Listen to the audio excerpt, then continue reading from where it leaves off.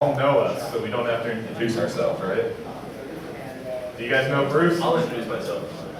All right. Hi, that's fine. My name's Ken Epstein. I run Next Comics in Columbus, Ohio. It's good to keep in practice saying that. This presentation today is going to come in two parts. I'm going to do a little bit of the history of music intersecting with comic books, particularly as it pertains to the recording industry. And then Bruce will do a presentation on how music is depicted in comic books and some of the styles and formats that are done. I thought I would start out by saying that there's actually a real long history of a love-hate relationship between cartoonists and musicians, and I believe that that goes back to the very genesis of written narratives and drawn narratives.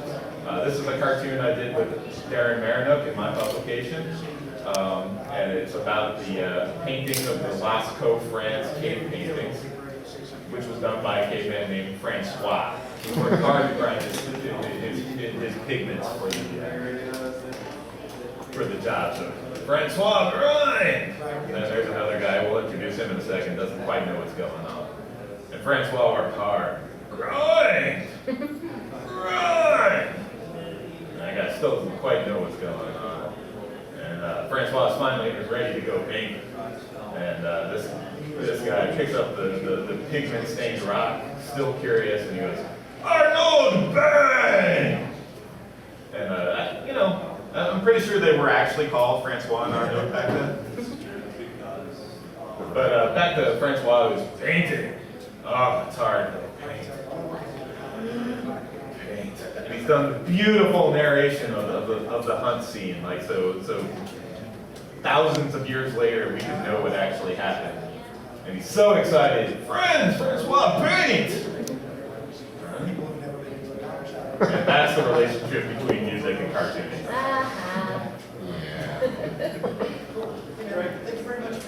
But in more recent times, cartoonists kind of started out by making musicians look good. They started with album art. A lot of people think that when you talk about records and comics intersecting, that it's about narratives, which there were some. Of course, this is a very collectible record now that came with a narration and a comic book of the first appearance of Thor in the Journey into Mystery. And then in the 70s, Power Records made 1 million of them. This was actually the first comic and record I ever personally bought together with my own money. First comic I ever bought, first record I ever bought. So I thought I could not include it there.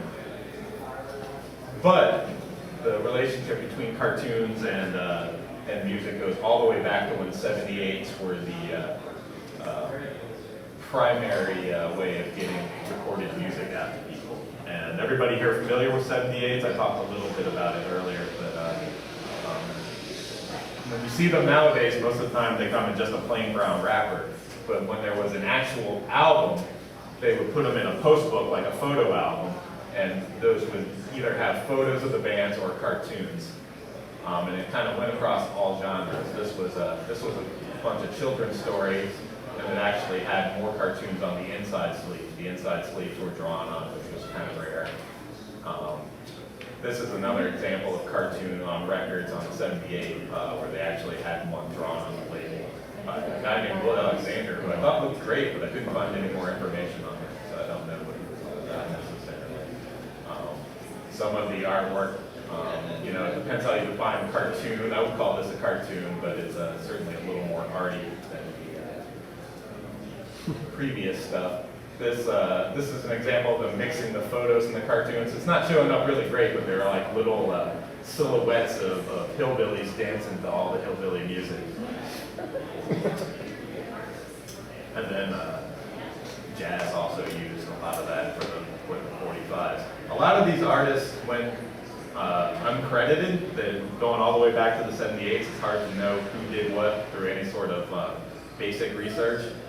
But when there was going into the LP era, when 45s and 33s started replacing 78s, you would also start seeing some crossover in genre and format. This was actually has Al Cappy art on it because it was a soundtrack of a musical based on Aladdin, of course. So that's when you first started seeing named cartoonists listed on album covers.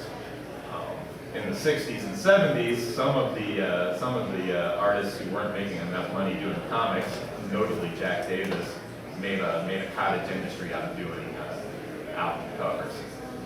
And his were terrific. He's one of the more prolific cartoonists turned album cover artists. Probably because he could do any sort of genre, any sort of caricature people wanted. So he could do actual caricatures of bands and such like that. And he kind of was the big name who did the most album covers, I think. A lot of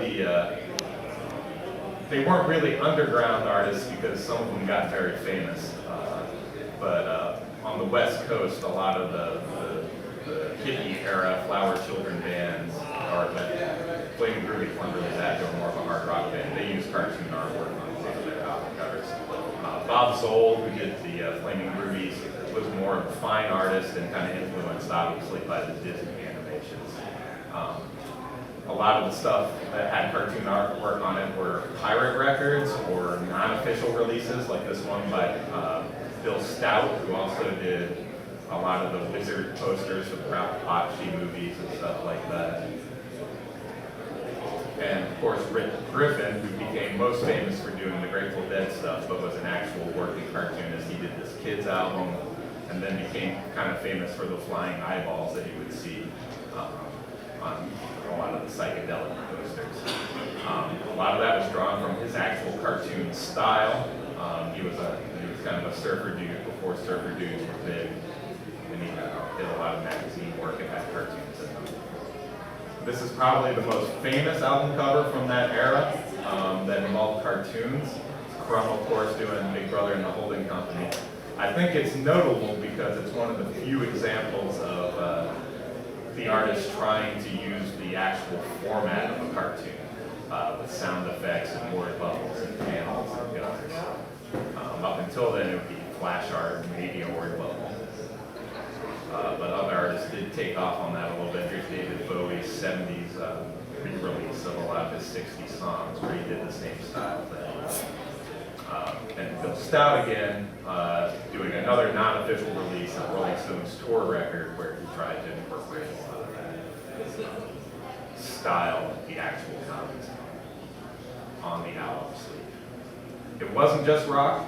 A lot of R&B artists, a lot of reggae artists, they would use cartoons as well. I think this one's kind of notable and weird because you have a highly cartoon woman in background and body for Marvin, and then they went with a kind of a painted style, very rendered face on him, which I think is because he was such a big star they didn't want a cartoon of him lose that. Frank Brazzetto, of course, he was painting at this point, but he's a famous cartoonist with all of his Flash Gordon work and such, and stuff in Creepy Magazine. Became synonymous with Molly Hatchet album covers. More veering into the 80s, but Iron Maiden kept the tradition alive with Eddie on all their album covers. Going back to the reggae thing, it's one of my favorite album covers ever with Jimmy Cliff. And going back to the R&B and funk, Jimmy Castor with his depiction of the song Troglodyte on his ending. Trend kind of started to die in the 80s. This was one of the last big ones. They actually paid Byrne and Marvel to use this image of the Silver Surfer. But in the 80s, things started becoming a little more photograph-oriented for the mainstream stuff. But in the 70s and the 80s, the independents and punk rock and smaller label stuff kept with cartoons. This was, of course, the Cramps' favorite album by Stephen Blickenstaff. He was recently featured in Maxim magazine for that. Yeah. Well, and I didn't take the time to scan it, but actually the inside art's even more, the inner sleeve art's even more gruesome and fun. Was it Blickenstaff? What? Stephen Blickenstaff? And a lot of that smaller label stuff, of course, became bigger through constant touring of bands like Sonic Youth and Black Flag. These are both by Raymond Pettibon, who is Greg Ginn from Black Flag's brother, so he kind of had an into the industry in that sense. One of the big ones that not a lot of people talk, and it's going to diverge, the conversation is going to diverge into zine talk here for a second, but John Holmstrom did a lot of work for the Ramones. He was the guy who founded Punk Magazine along with Legs McNeil and all those guys. He did the Ramones Road to Ruin album cover. He also did the Rocket to Russia with the inside artwork on the inner sleeves.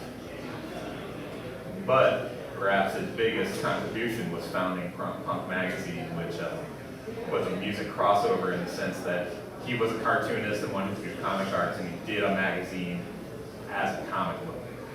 His first issue, where he did that great picture of Lou Reed, also had an interview with Lou Reed where they went into a plain prose interview with a photo interview to a cartoon interview and back all in the same thing. He also devoted entire issues of Punk Magazine to photo comics. This one was the Joey Ramone beach story, but there was also with Richard Hell, there was the story of Nick Detroit. Both of those are highly collectible and very cool.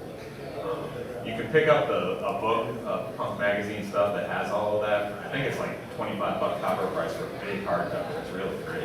So I recommend doing that.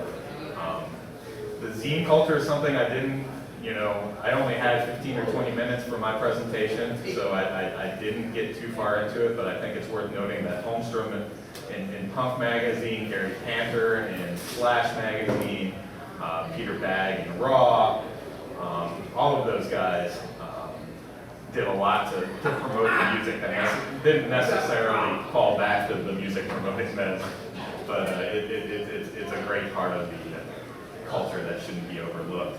And a lot of people kept trying to get that going. This is Bop Magazine that came out with one issue from Kitchen Sink and then folded. It was a pretty good magazine, but I think it just never found a market. It had a great story about a kid getting to play with Bo Diddley when he was a teenager in the 50s, and a Trina Robbins cartoon.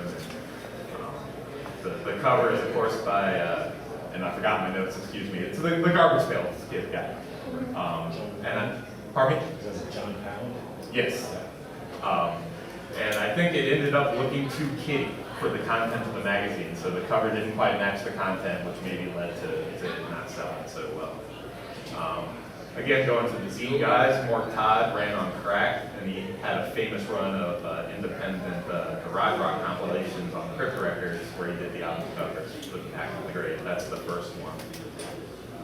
Pete Bagg, again, did a lot of artwork. I had an interview with him where he told me a funny story. He did the band The Helicopters, which I don't know if you guys are familiar with, but kind of a very metal punk hybrid from Sweden, and they had a Peter Bagg cover, and they got to meet him, and apparently they were really shocked by how saccharine sweet his pop music taste was when they went to look through his record collection.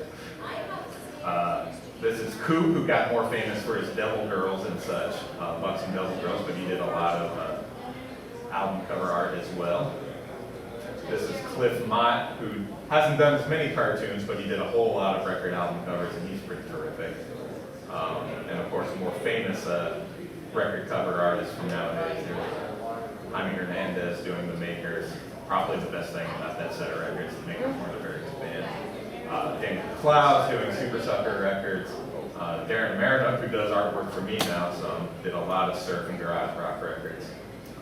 Going back to Gary Panther, he did the painted cover to this, kind of getting away from his cartoon roots of the Bubblegum album put out by the Dirt Bombs. I don't know who did the smaller, actual, more Archie style artwork on the back.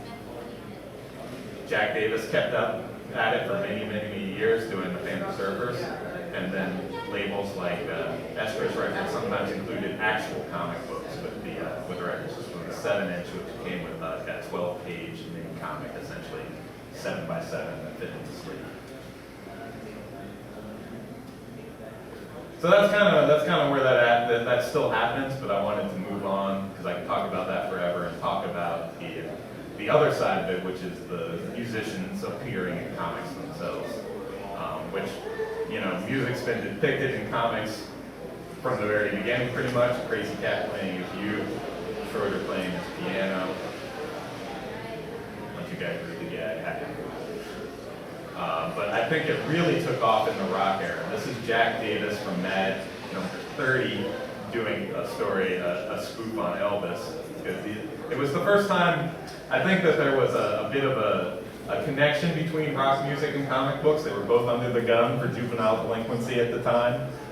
They were both supposedly teenage or kid genres that had a lot of adult fans.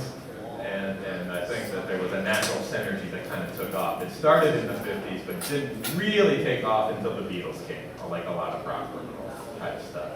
And the Beatles became such an instant merchandising thing that romance novels, even Superman and Archie started slapping the Beatles into their books and on the cover of their books to essentially sell more books. It was a promotional tool for the comics, and it didn't hurt the band either.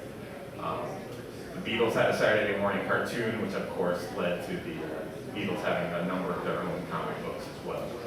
I think that was a good natural transition because Lennon, of course, was cartoonists themselves, so kind of had I think it was easy for him to permit that to happen. And of course, what was good for the Beatles was better for the Monkees. They had a pretty good run on Dell Comics, and the stories in the Monkees comics I actually felt were actually pretty good stories and fun, much like had the same tone as the TV show. Interestingly, the Monkees led producer Don Kirshner to want to use fictional characters as the band, because as those guys in the Monkees developed their own personalities and wanted to do their own stuff, Don Kirshner just wanted a fictional character that would do what he wanted them to do. So the Archies all of a sudden became a band on TV, and Dan DiCarlo's Josie character in Archie comics with issue number 45 also began as a band. I love that issue. Alexandra wanted to call the group Alexandra and the Cool Time Cats, and they were going to have to let her in and then let her run the bank until Val showed up to replace the old Pepper character, and they could just give Alexandra the boot. She also had witchy powers at the time, which was kind of cool. But that led to recurring characters who were created around music theme. Dazzler in the 80s, who actually started in the X-Men. And they kept going to fairly modern times. This was Peter Bagg and Gilbert Hernandez doing kind of doom series about an all-girl group that traveled through outer space.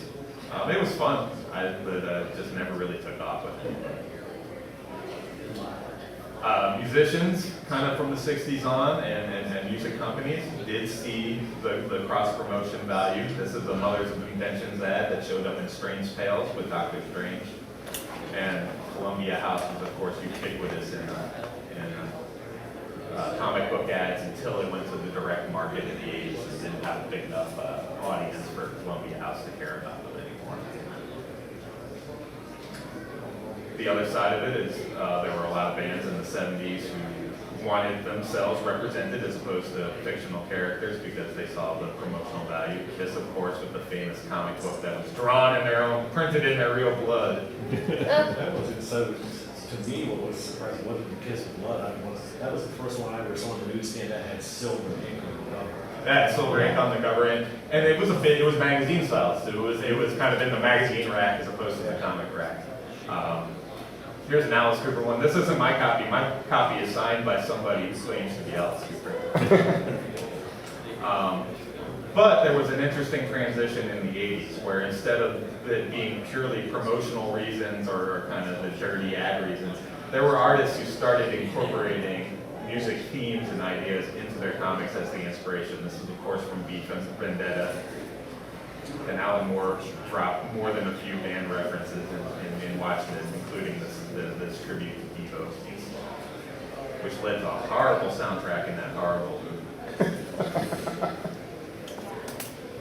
And one that doesn't get mentioned a lot, but John Constantine had a punk rock band called Mucous Membrane, who got their equipment by convincing the Sex Pistols that their amps were possessed. That was one of my favorite storylines. And it went through the 80s as well. Of course, Love and Rockets was largely music themed, as was Peter Bagg's Hate.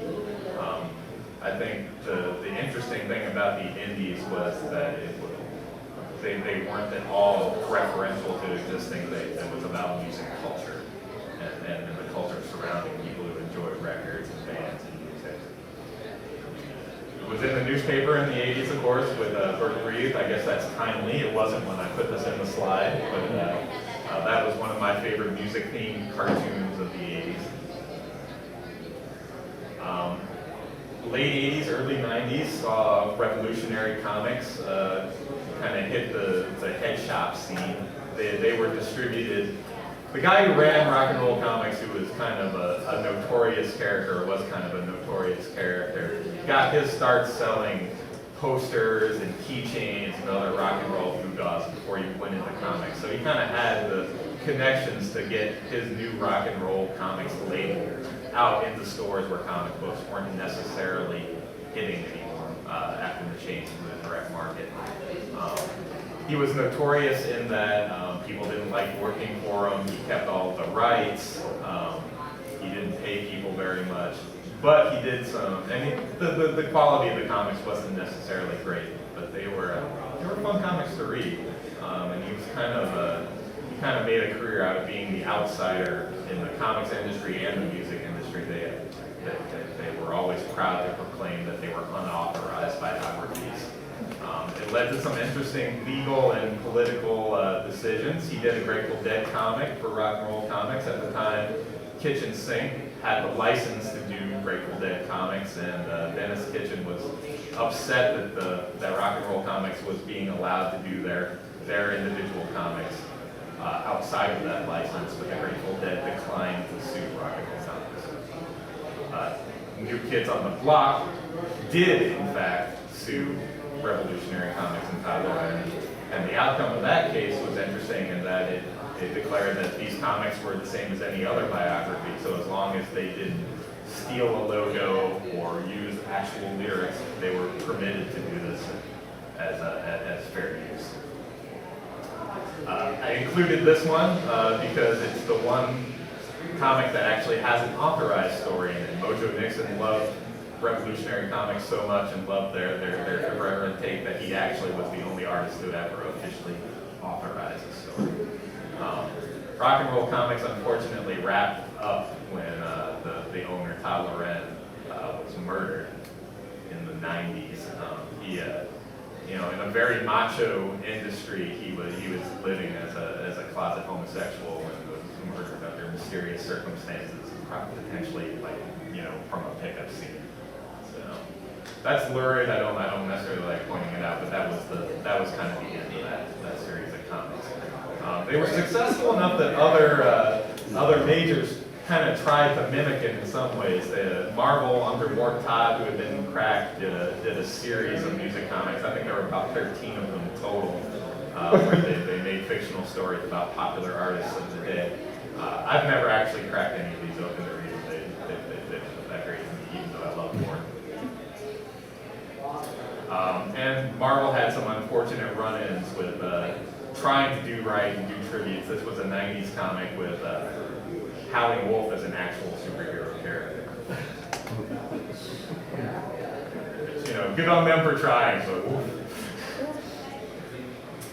That's not to say that there's not still a good tradition that continued through the 90s. I think this is one of my favorite rock-themed comics. Mike Allred, who's more famous for Batman, of course, did a short mini-series about an alien who has a rock and roll history. It's called Red Rocket 7. I wish they had done them 12 by 12, but they were completely square like album covers. And they were just beautifully drawn and kind of his love letter to the history of rock and roll. Derp has recently released the Punk Rock and Trailer Parks, which is a great comic about the Akron punk scene in the 70s. Fictional, but from the eyes of somebody who went there. Danny Eichhorn, one of the big comic biography guys, recently released this collection of stories about his career with Wildman Fisher, who was the kind of homeless man nut who Frank Zappa started recording in the 60s. Jane Aveda, who's also a guy in music, he has a couple of bands, but his interesting take on it is he's more of an artist, and he asks, for Loud Comic, he asks his bandmates and friends who tour with him to give him stories to illustrate, as opposed to a writer seeking out an artist. Norton Records released a great comic book that was It's kind of a promotional item in that it reads like their catalog, but it's funny stories about all of the obscure artists that they pressed records for over the years. This came out about 5 years ago. Can you still get that? What? I believe they can still get that. They had a Hurricane Sandy blew away their warehouse. And so they lost a lot of records and stuff, but I think they still have the comics. They also have a very good selection of pulp paperbacks that they're publishing under the name Kix Books. So it's worth reading. This is probably the most famous current music-themed comic. It has Hip Hop Family Tree, which I enjoy reading online. They're too big to collect. I don't have a bookshelf that'll fit those. He just released volume 3 In San Diego, yeah. He got an Eisner. He did? Yeah. Cool. He did. Great. JT is here today. You guys should stop by his table. JT Dockery, more of a Norton Records thing, is doing a webcomic about his relationship with the hillbilly one-man band artist Hassel Atkins. I think if you just search Hassel Atkins and JT Dockery online, that'll come up. You'll be able to find that. And then there are presenters. This is Bruce's work, some of Bruce's work. He does his Woodstock themed zombie comic and did a great spoof on Goodnight Moon with Keith Moon.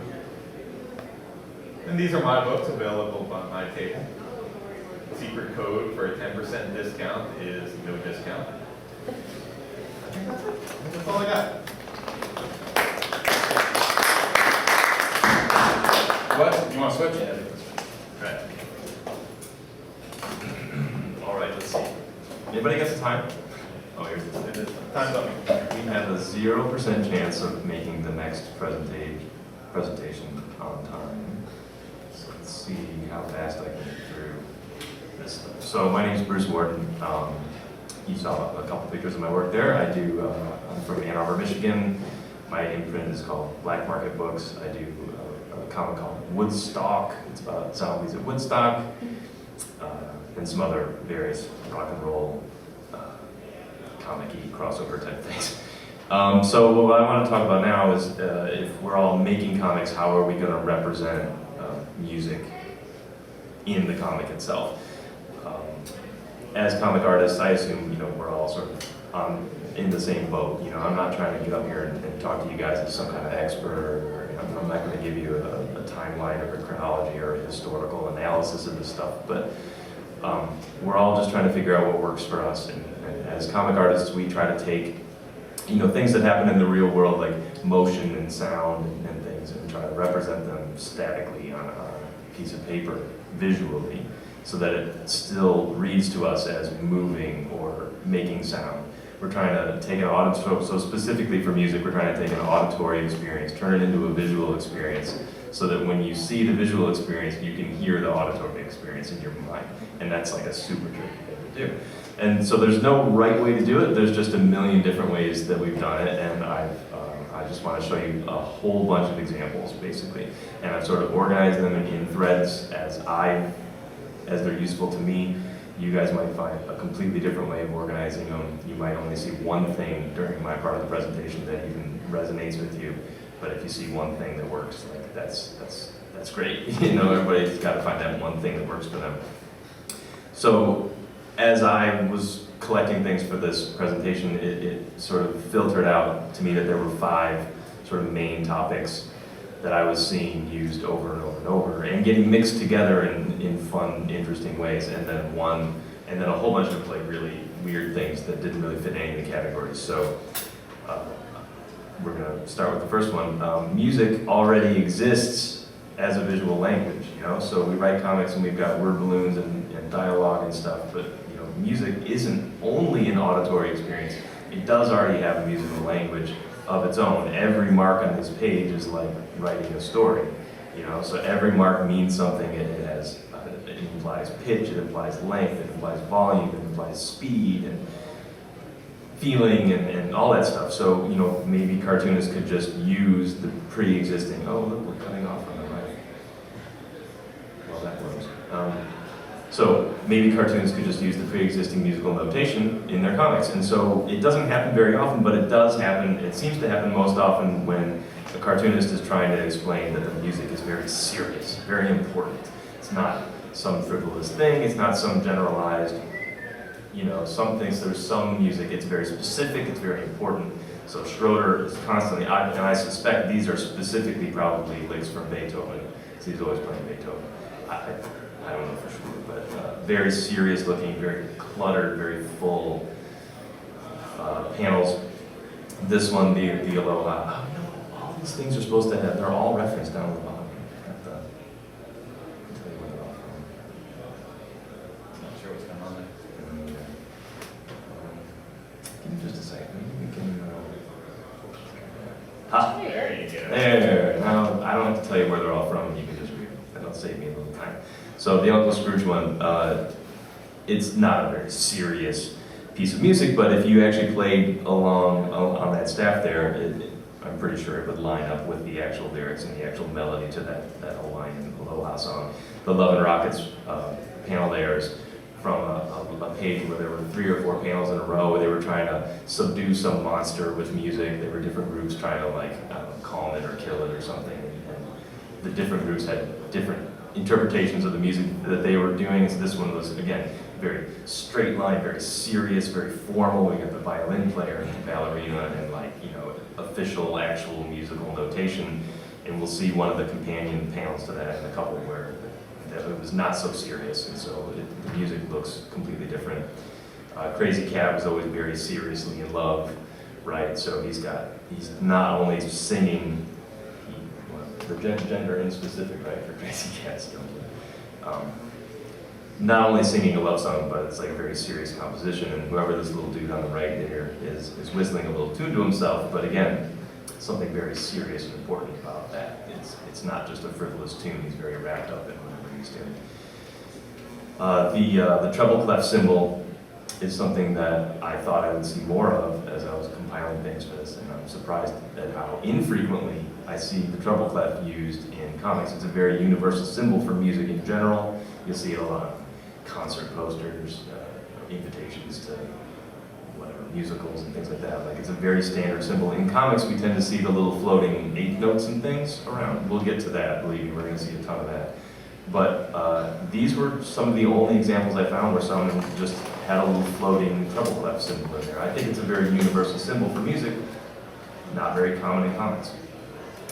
And keep an eye out for this Sing No Evil. We're going to see a lot of pictures from that. So using the pre-existing musical notation is something that doesn't seem to happen very often, but is something that does happen once in a while. What happens maybe a little more frequently is treating music as a sound effect. Sound effects, in this case, meaning, in most cases, meaning like an actual onomatopoeia, right? Like a spelling out of the way you think the sound would be spelled. So we're not talking about writing out lyrics.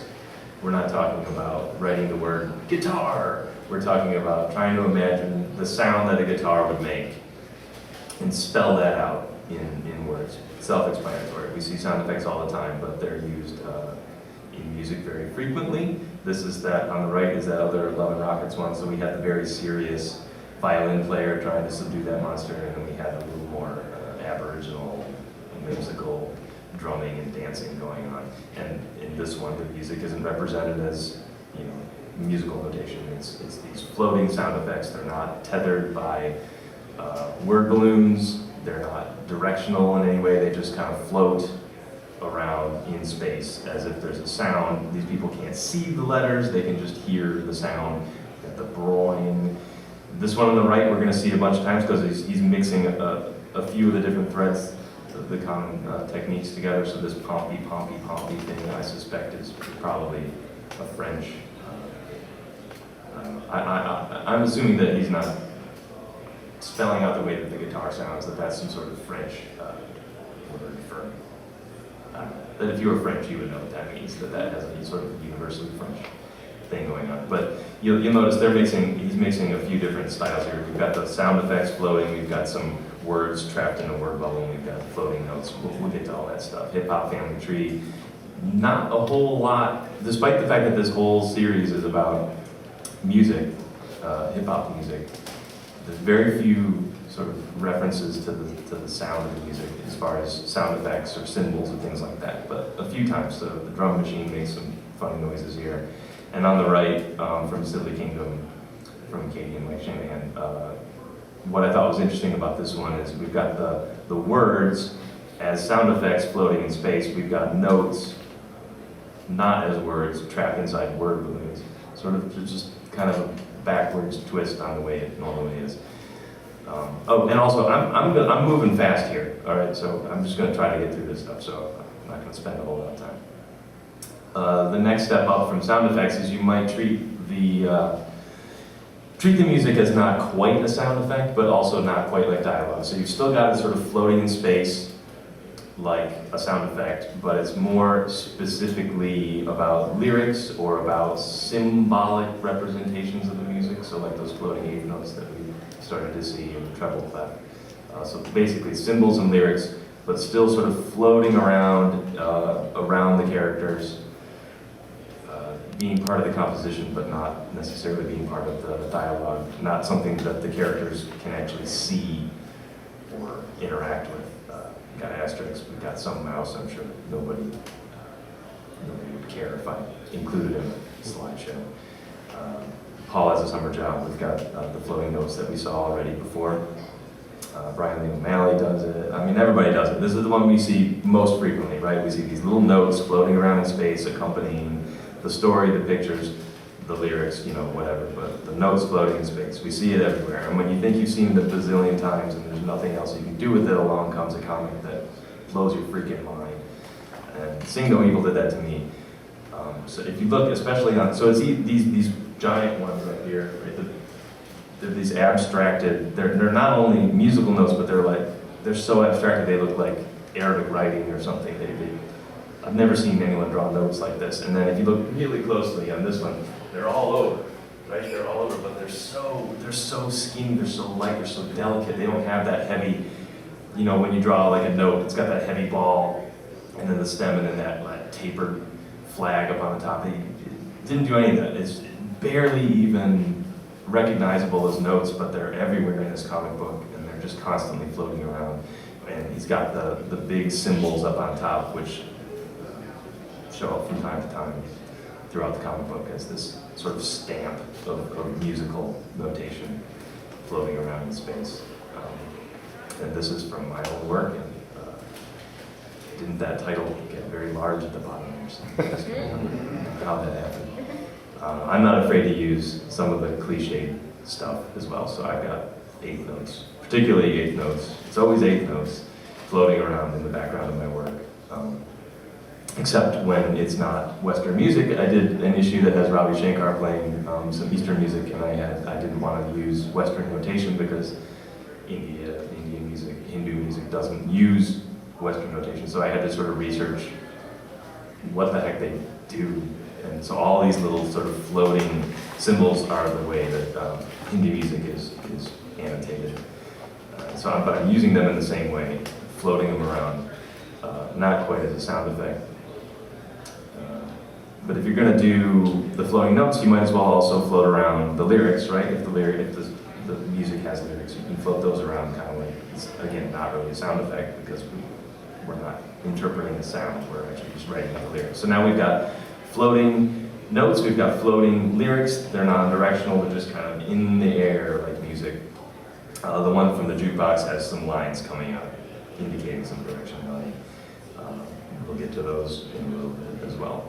A couple more examples of words and notes, kind of unbound, a little bit bound to this page on the right. And I don't know why I included that one. Here's some stuff from our friends here at Space. We've got one of Ken's comics on the right, and James and Joel's Radio Free Gone on the left. Because what I wanted to point out, another very common thing I was saying was if we're going to float around these notes in space, and we're going to float things around in space, especially the lyrics, why not make the lyrics appear floaty? So this waviness that we're seeing in all these lyrics floating around is something that, you don't get a good sense of floatality,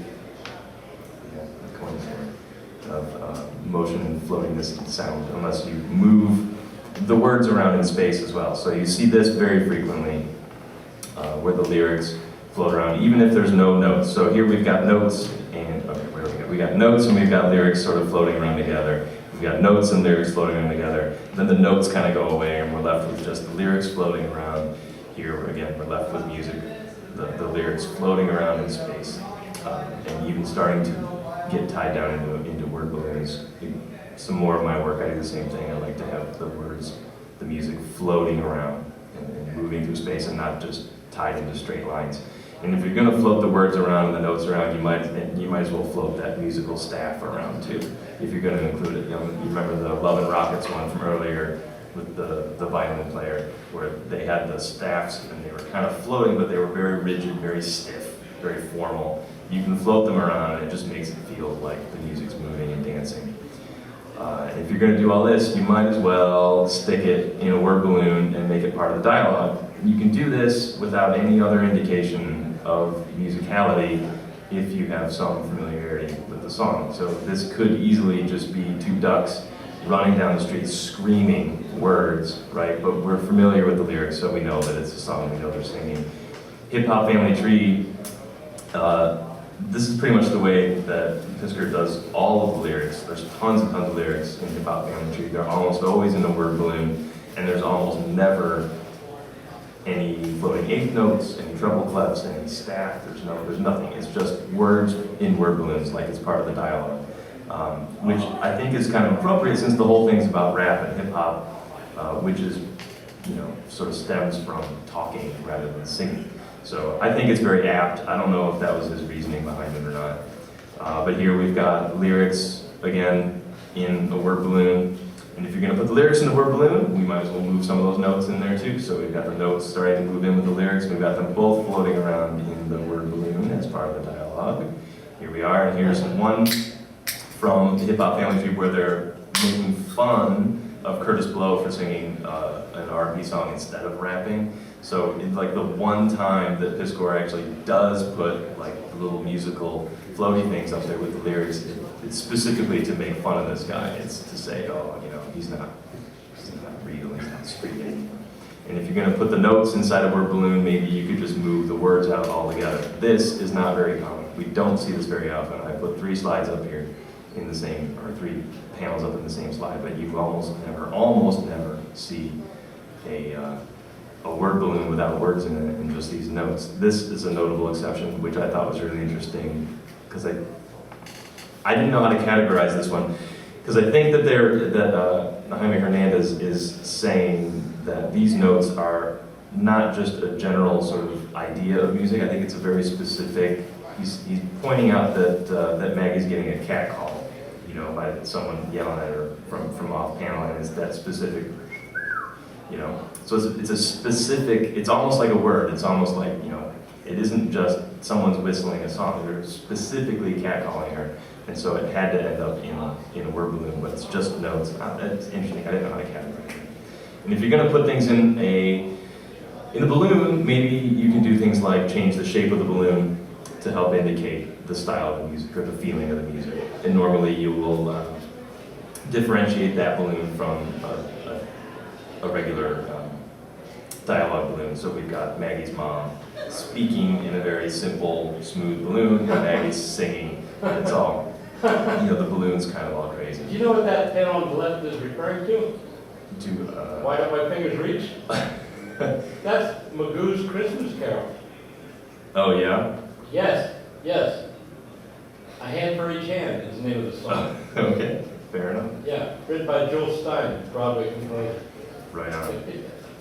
I'll have to make a note. So let's look at just the shape of the balloons for a while. I thought this one was interesting in Ghost World because it's sort of ambient background music, and so he loses the outline to the balloon. There's no eye, it just kind of fades back, even though the dialogue has its own hard outlines to the balloons. This one on the right, and you'll notice that the music balloons wobble much more than the dialogue ones, and then it's got the ragged, harsh tail coming down to indicate that it's kind of mechanical in nature. We've got puffy, dreamy clouds for puffy, dreamy, or balloons for puffy, dreamy music. We've got kind of wobbly, sloppy balloons for music that isn't that good.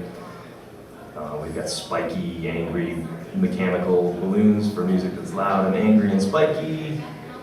And if we're going to change the shape of the balloons to help indicate the style of music, maybe we can change the actual shape of the notes or the lyrics, the way the words are drawn and stuff.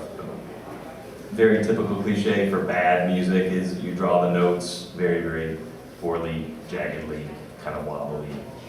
So we see that very frequently everywhere. And here's Sing No Evil again, where I just feel like they take it a step further and it's not just a simple crummy note. Like, these are beautiful, well-composed scribbles that, mimic the guy's hair and the string on the end of his guitar. And they kind of start to float out of the panel and they almost take up physical space, which is something you see sometimes too. Your music can actually take up a physical space. It's not, now this isn't a symbol that's floating around that the characters can't see or can't interact with. They actually can. They fly around and stick to fluff paper. Sing No Evil, it was a small scan, so it's a little tough to see, but the notes are actually sort of placed in perspective around this person. Like, they're actually floating. You can kind of see the angles. I don't know, it's beautiful. In Asterisks, when the music stops, the notes physically fall out of the sky. And then, since we're just artists, we can kind of do whatever we want. So one thing I find frequently is notes that aren't real. So this looks like we're drawing musical notation, but a lot of it is fake. These 16th notes that are hollow, it's not a real notation. Notes that are backwards, these ones are all written backwards. This one's backwards and tied to that one. This was in a dialogue, so you can play two notes at the same time on a piano, but you can't sing two notes at the same time. That is basically not music. It's just scribbles. So making stuff up, changing the color. This is a cartoon I did, part of a cartoon that I did, where I thought, yeah, all right. I'm gonna get to the end of this section, and we'll skip the last section. I thought, let's use color and notes. I'd never seen that before, and then I found out, of course, lots of other reasons. If you're gonna change the shape of the notes, you can change the shape of the dialogue, the words, font choice. Can help indicate the kind of music that you're playing, whether it sounds nice, whether it doesn't sound nice. I was doing a section on phonetic spelling to help get the feel of the way the words sound when you read it. And also, I suspect to avoid copyright infringement a little bit, and spell out lyrics the way that they sound. Maybe you can get away with not paying for it. And I don't know, what do we think? We'll just skip the last section. It takes a little longer to get through because there's all kinds of stuff. Oh, there's some of my stuff. Here, we're talking about secondary action.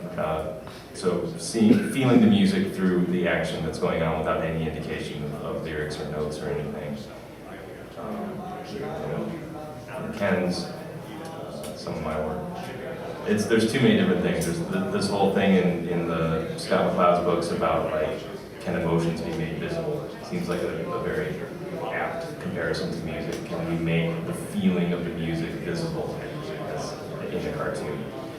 So we see a lot of lines emanating energies and explosions and symbols, energy with a physical effect on characters. I had things to say. Music being pulled out of the comic book into the real world where you can play along with it. This whole comic book takes place between the opening and the closing lines from Revolver, which I thought was great. This is a comic book that stemmed from an album.